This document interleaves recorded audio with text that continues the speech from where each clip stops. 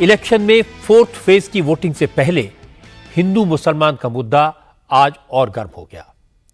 आज देश भर में हिंदुओं की आबादी घटने और मुसलमानों की आबादी बढ़ने पर जमकर बहस हुई। असल में यह रिपोर्ट आई है कि देश में 65 साल के दौरान हिंदुओं की आबादी 8% कम हो गई है और मुसलमानों की आबादी 44% बढ़ गई है। इसके बाद बीजेपी के नेताओं ने आबादी के इस इम्बैलेंस को कांग्रेस की अपीजमेंट की नीतियों का नतीजा बताया। बीजेपी के नेताओं ने इल्जाम लगाया कि कांग्रेस आजादी के बाद से ही सनातन के खिलाफ रही है।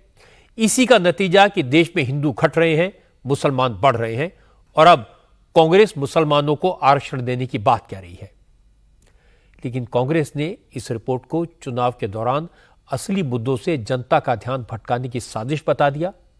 राहुल गांधी और प्रियंका गांधी ने कहा अभी तो इस तरह के कई और मुद्दे उछाले जाएंगे क्योंकि बीजेपी को लग रहा है चुनाव हाथ से निकल चुका।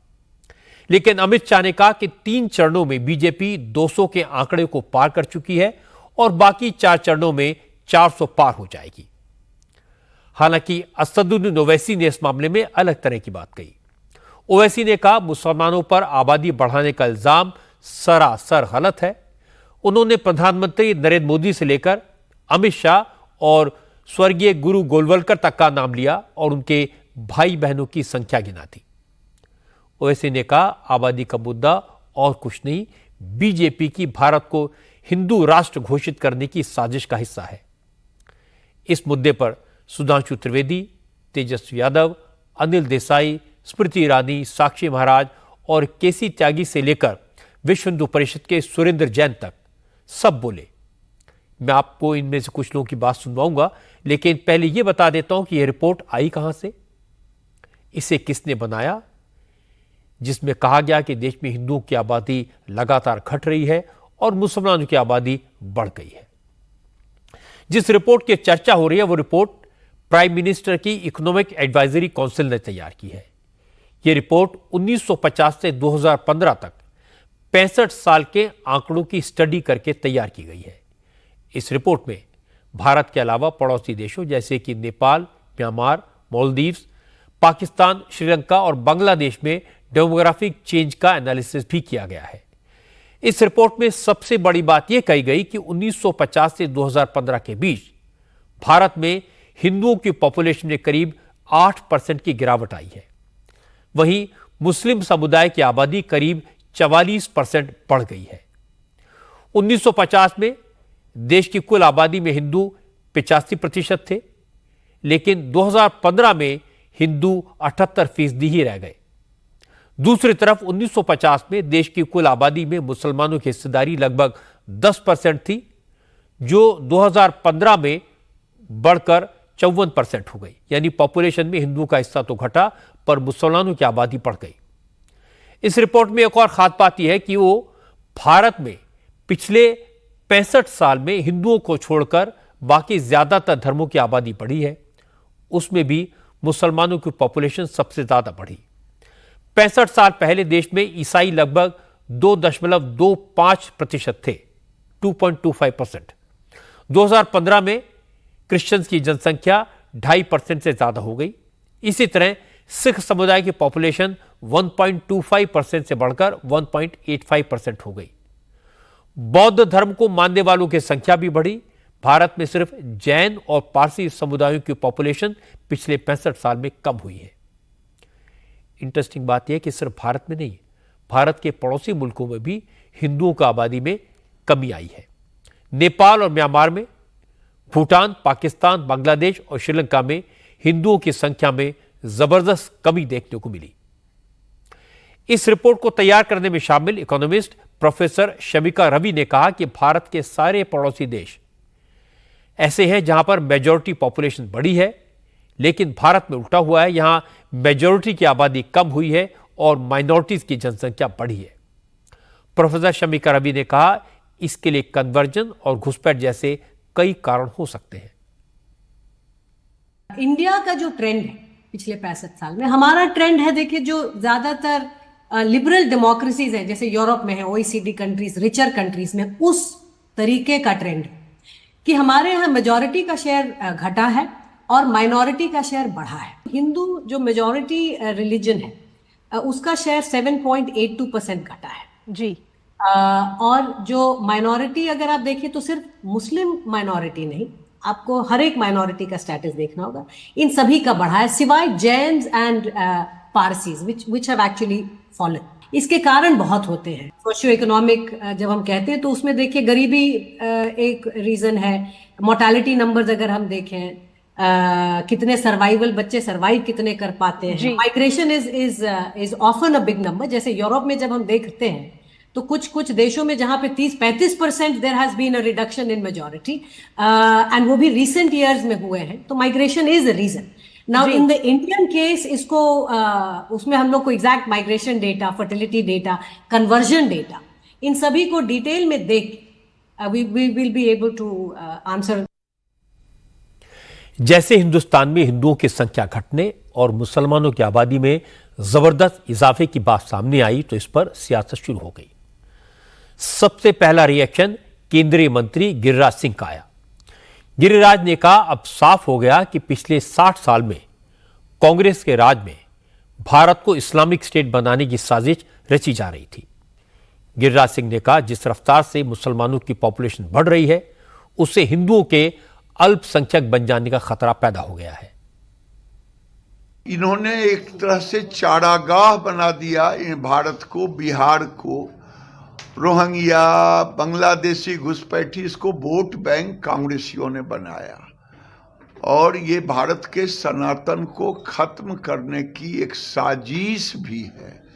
आज मुसलमानों को बैकडोर से आरक्षण दे रहे हैं।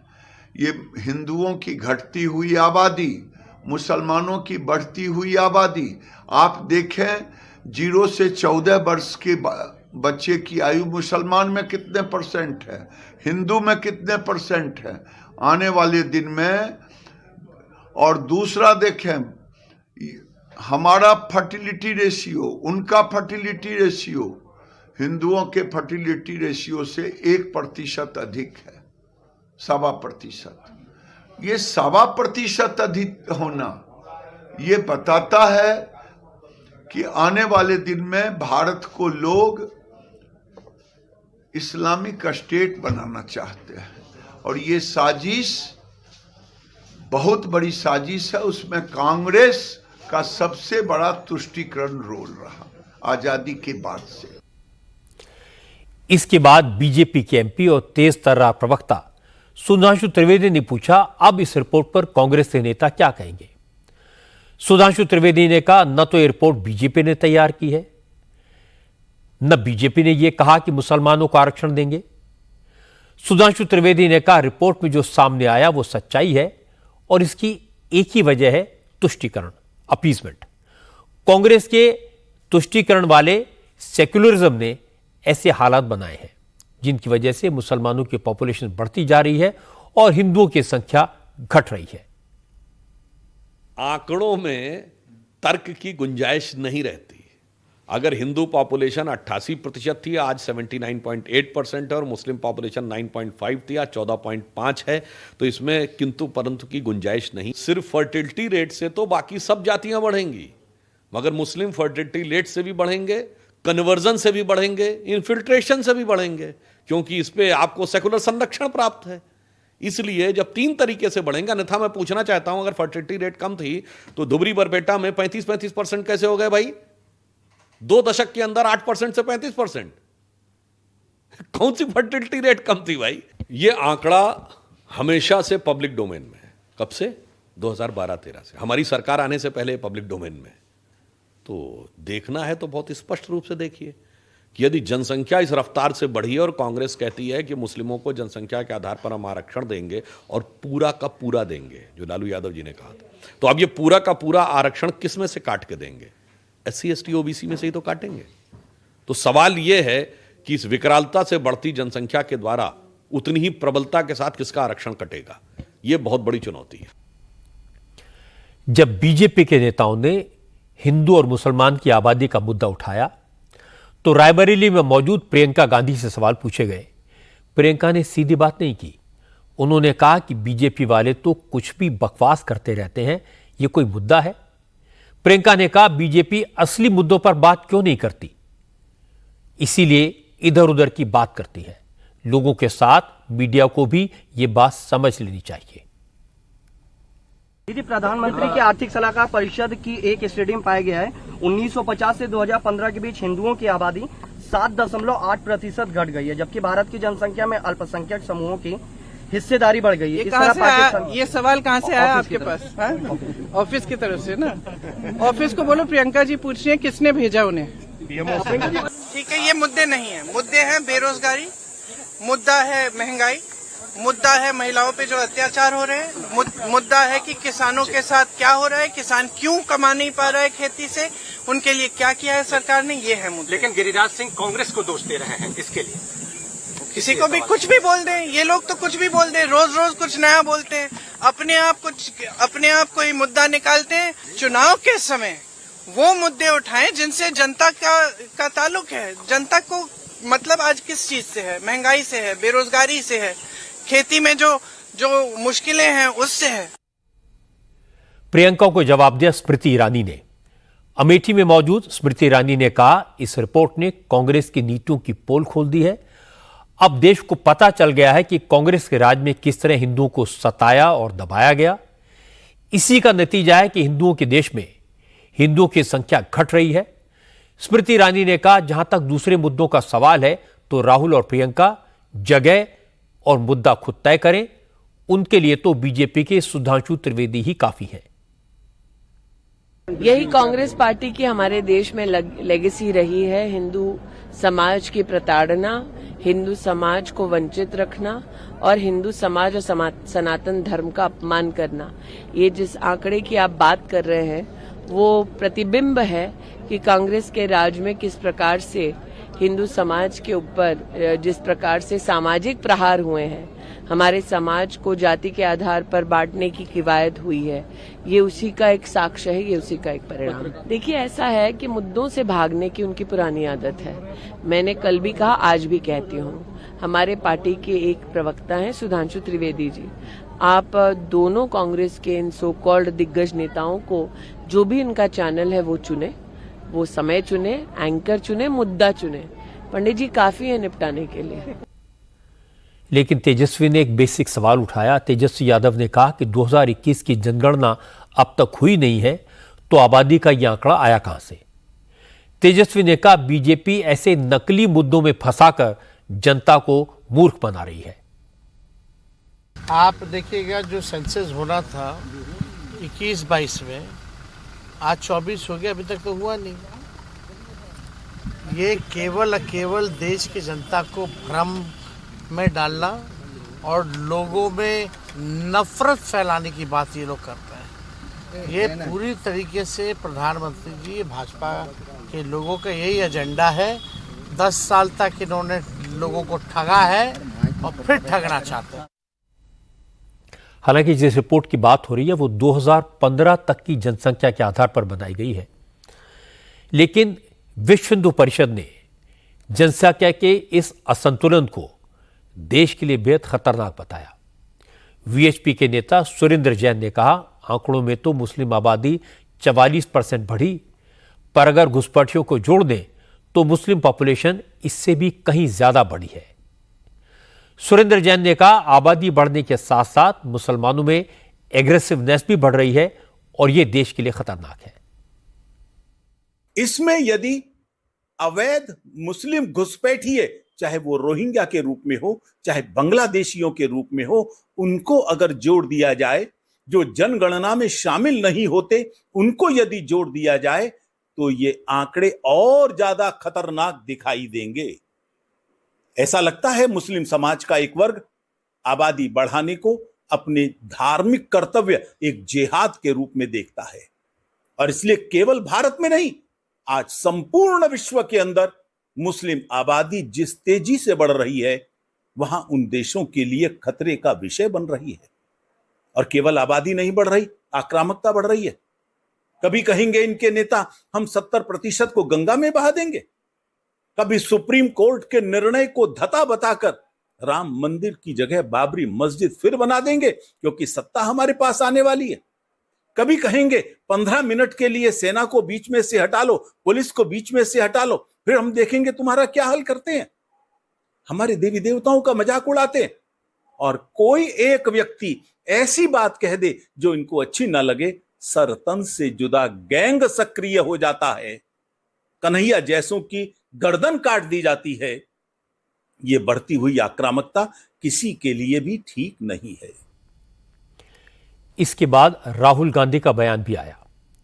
राहुल ने एक रिकॉर्डेड स्टेटमेंट जारी किया जिसमें उन्होंने कहा अब तो तय हो गया कि बीजेपी चुनाव हार रही है, नरेंद्र मोदी अब देश के प्रधानमंत्री बनने नहीं जा रहे। राहुल ने कहा कि बीजेपी को भी यह बात समझ आ गई, इसलिए अब हर दिन जनता का ध्यान भटकाने के लिए नया मुद्दा उछाला जाता है। नरेंद्र मोदी के हाथ से चुनाव निकल रहा है, वो स्लिप कर रहे हैं और हिंदुस्तान के प्रधानमंत्री नहीं बनेंगे। उन्होंने डिसीजन ले लिया है कि अगले 4-5 दिन में आपके ध्यान को भटकाना है, कुछ ना कुछ ड्रामा करना है। आपके ध्यान को भटकना नहीं चाहिए। बेरोजगारी सबसे बड़ा मुद्दा है। नरेंद्र मोदी जी ने आपको कहा था कि 2 करोड़ युवाओं को रोजगार देंगे, झूठ बोला, नोटबंदी की, गलत जीएसटी लागू की और सारा का सारा काम अदानी जैसे लोगों के लिए किया है। 4 जून को इंडिया गठबंधन की सरकार आ रही है। असल में अगर आप 2019 के चुनाव के दौरान राहुल गांधी के बयान देखेंगे तब भी वो इसी कॉन्फिडेंस से कहते थे कि मोदी हार रहे हैं, हमारी सरकार आने वाली है, हमारी सरकार आएगी तो मोदी को जेल में डाल देंगे, और अभी भी उनका कॉन्फिडेंस कमाल का है। जहां तक असदुद्दीन ओवैसी का सवाल है, उन्होंने एक अलग तरह की बात कही। उन्होंने कहा कि यह जनसंख्या का मुद्दा बेकार का नहीं है, यह मुसलमानों का हौसला तोड़ने की साजिश है। ओवैसी ने कहा कि मुल्क में जो हिंदू मुसलमान हो रहा है वो कोई नई बात नहीं है। प्रधानमंत्री नरेंद्र मोदी और उनके चेले चपाटे रोज हिंदुओं को डराते हैं कि मुसलमानों की आबादी बढ़ रही है, सावधान हो जाओ।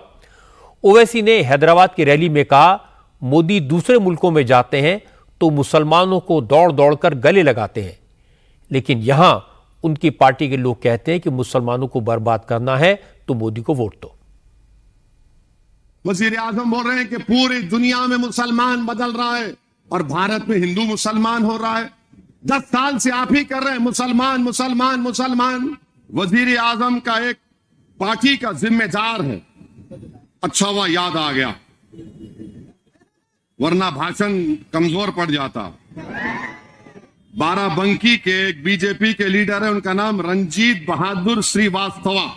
वो कह रहे हैं कि 5 साल में नरेंद्र मोदी ने बहुत अटेम्प्ट किए मुसलमानों के मोराल को तोड़ने के लिए, मोराल को यानी हमारे हिम्मतों को तोड़ने के लिए, ये इनका जुमला।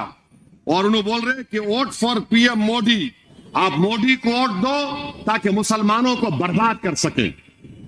और क्या कहते हैं कि पार्टीशन हुआ, मुसलमानों की आबादी बढ़ रही है और ऐसा हो जाएगा कि पूरे मुल्क में उनकी आबादी बढ़ जाएंगी। यानी बोल रहे हैं कि हमको वोट दो, मुसलमानों को बर्बाद कर देंगे। अब मोदी बोलते नहीं नहीं, मैं तो मुसलमानों का ऐसा नहीं बोला था। अरे आपके चमचे बोल रहे हैं। वजीर आजम फिर ये भी बोलते हैं कि मैं गल्फ कंट्रीज को जाता हूं तो मुझे बड़ी इज्जत दी जाती है। मोदी जी, आप जो जाकर मोहम्मद बिन जैद और मोहम्मद बिन सलमान को जो लपेटते ना, ऐसा लपटता कि 2 भाई बिछड़ गए थे मेले में, ऐसा लपटते, या हबीबी या हबीबी या हबीबी। अरे मोदी जी, आप एक मुसलमान को टिकट नहीं देते, वहां भी बोलो या हबीबी। इसके बाद ओवैसी ने कहा, अगर बीजेपी को नहीं रोका गया तो वो दिन दूर नहीं जब भारत एक हिंदू राष्ट्र बन जाएगा और कोई कुछ नहीं कर पाएगा। एक वक्त वजीर आजम अपने भाषण में तकरीर में बोल दिए कि भारत के अल्पसंख्यक समाज के मुसलमान जिस मुल्क में 17 करोड़ की आबादी वो घुसपैठी है। कोई वजीर आजम ने कह दिया कि हमारी बेटियां ज्यादा बच्चे पैदा करती हैं। वजीर आजम की जबान इस तरह से जहर फैला रही है और कह रहे हैं कि बच्चियां ज्यादा बच्चे पैदा करते। मोदी साहब, आपके अब्बा ने 6 को पैदा किया, उसको क्या बोलेंगे? अमित शाह के अब्बा ने 6 बेटियों को पैदा किया, उसको क्या बोलेंगे? गोलवालकर के अब्बा ने 11 को पैदा किया, उसको क्या बोलेंगे? आपको ये नजर नहीं आता? मोदी की हुकूमत का आदाद शुमार डेटा कहता है कि मुस्लिम खवातीन का TFR रेट गिरा है, यकीनन गिरा है, मगर मोदी हमारे हिंदू भाइयों को पैगाम दे रहे, भाइयों बहनों डरो, मुसलमान बहुत बच्चे पैदा कर रहे, वरना हमारी इनकी आबादी बढ़ जाएंगी। और याद रखिए, अगर वोट नहीं डालेंगे तो फिर आप रास्ता हमवार कर रहे हैं बीजेपी के लिए कि इस मुल्क को एक मुकम्मल हिंदू राष्ट्र बना दिया जाए। चूंकि चुनाव का वक्त है, इसलिए पॉपुलेशन इम्बैलेंस की इस रिपोर्ट के फैक्ट्स पर बात होने के बजाय सियासी बयानबाजी जमकर हो रही है और इसका असर चुनाव में होगा। लेकिन ये मुद्दा वाकई में गंभीर है। भारत जैसे डाइवर्सिटी वाले मुल्क में, जहां हिंदू, मुसलमान, सिख, ईसाई, बौद्ध, जैन, पारसी और दूसरे समुदाय मिलजुल कर रहते हैं, मिलीजुली आबादी है, वहां जनसंख्या का इम्बैलेंस होने से बहुत सारी प्रॉब्लम्स पैदा होती हैं। समाज का ताना बाना टूटता है, रिसोर्सेज पर कब्जे की लड़ाई शुरू होती है और इस तरह की प्रॉब्लम्स उन इलाकों में ज्यादा देखी गई जहां आबादी का अनुपात बिगड़ गया। असम और केरल इसके सबसे बड़े एग्जाम्पल हैं। पश्चिम बंगाल के कुछ इलाके, पूर्वी उत्तर प्रदेश, बिहार में सीमांचल का इलाका, राजस्थान और हरियाणा में नू और भरतपुर का क्षेत्र, जहां जहां पॉपुलेशन इंबैलेंस हुआ वहां से अक्सर लड़ाई, दंगे और कम्युनल टेंशन की खबरें आती हैं। और यह सिर्फ भारत की बात नहीं है, दुनिया के ऐसे कई मुल्क हैं जो इसी प्रॉब्लम से जूझ रहे हैं। इसलिए हमें भी सावधान रहने की जरूरत है। आज जिस रिपोर्ट का जिक्र हमारे देश में हो रहा है, उसी तरह के रिपोर्ट्स दुनिया के कुछ सोशल साइंटिस्ट ने जारी की हैं, जिसमें कहा गया अगर इसी रफ्तार से मुसलमानों की आबादी बढ़ती रही तो 2060 में दुनिया में मुसलमानों की आबादी क्रिश्चियन से ज्यादा हो जाएगी। अगर इसी रफ्तार से मुसलमानों की आबादी बढ़ती रही तो 2070 तक भारत दुनिया में मुसलमानों की सबसे ज्यादा आबादी वाला मुल्क बन जाएगा।